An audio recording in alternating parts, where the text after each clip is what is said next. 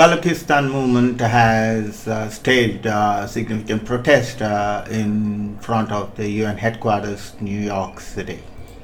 Baluchistan!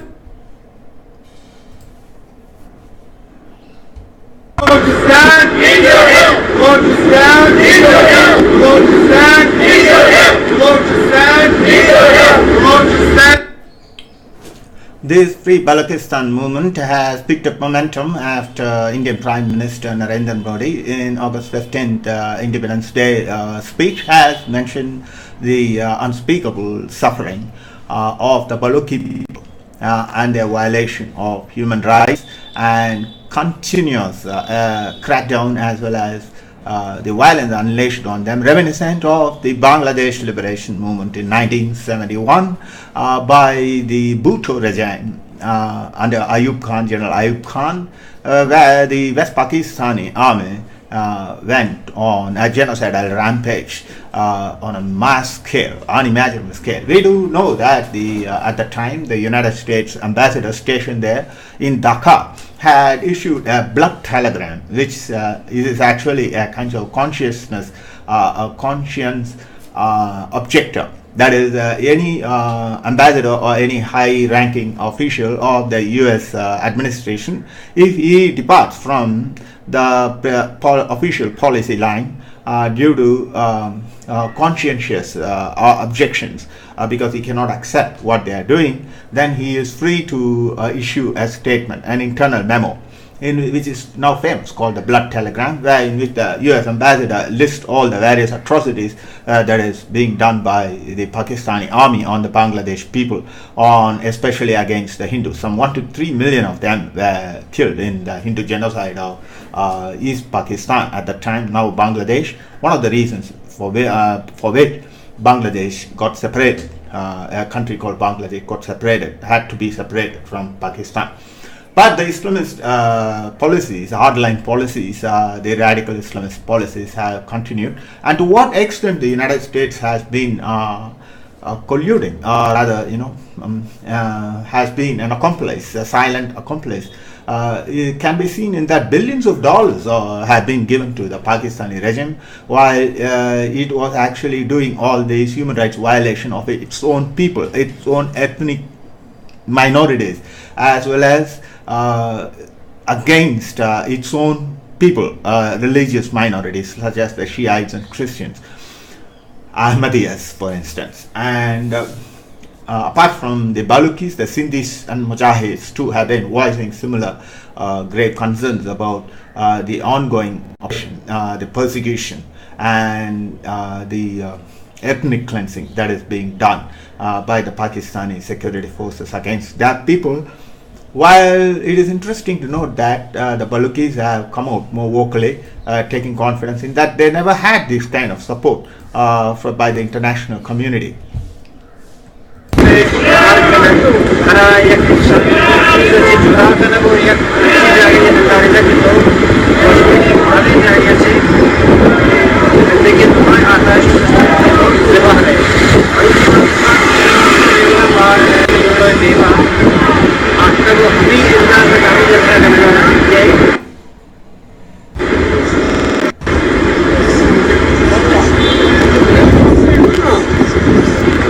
This, in a way, is not only reminiscent of Bangladesh, but particularly this Obama administration has been giving out billions of dollars to this Pakistani regime and its military, especially the military junta, and they have been doing all this to their people, as well as they have been hiding guys like Bin Laden in their military cantonment.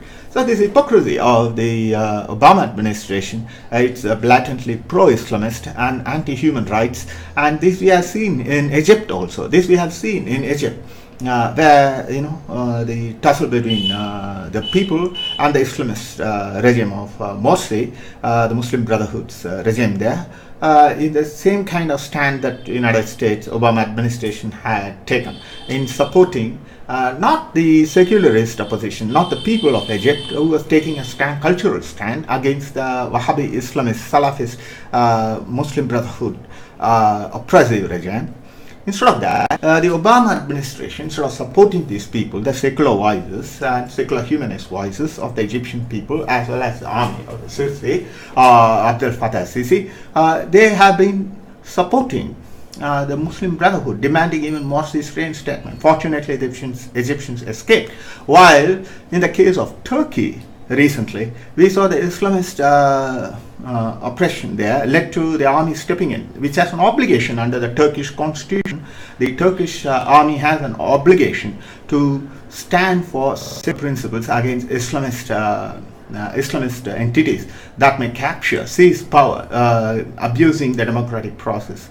So without knowing this, or rather knowing and then not, letting this fact out, everything gets blurred as in the name of democracy, all in the name of democracy.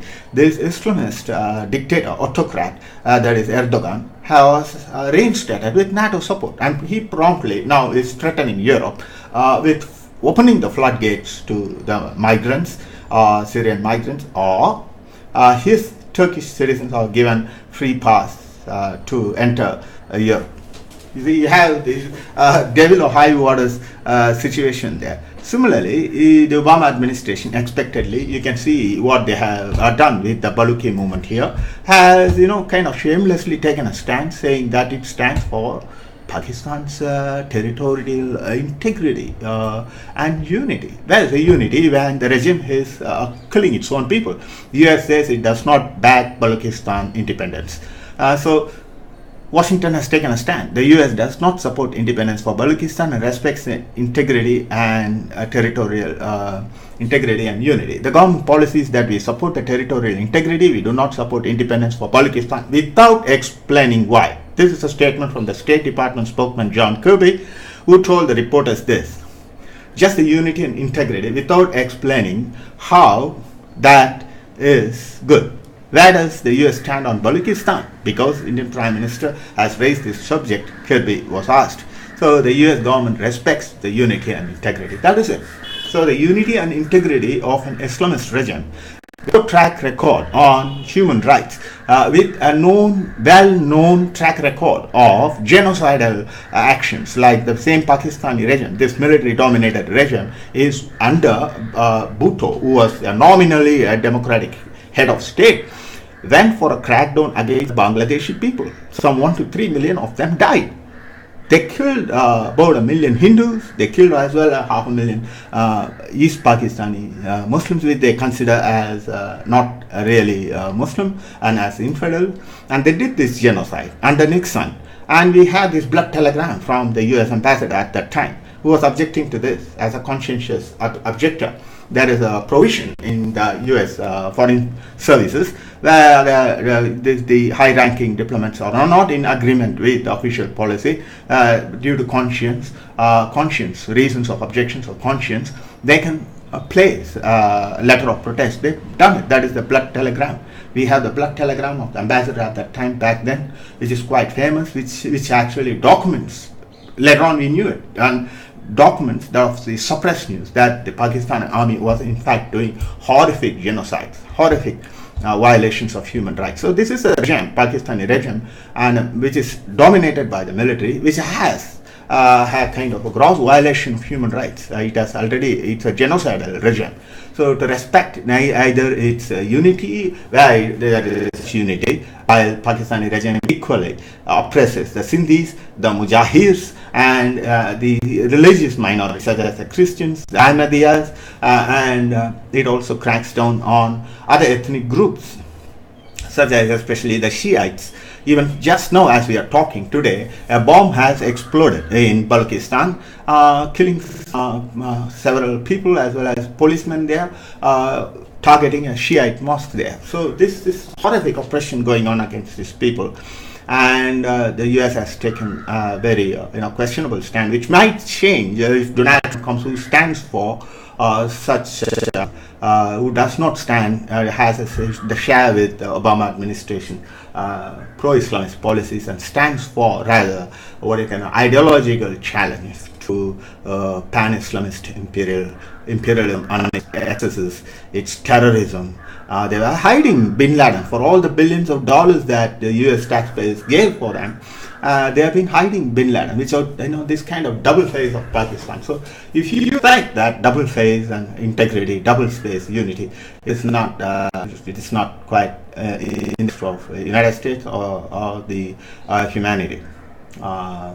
With that, we'll be coming with more of the updates on this story.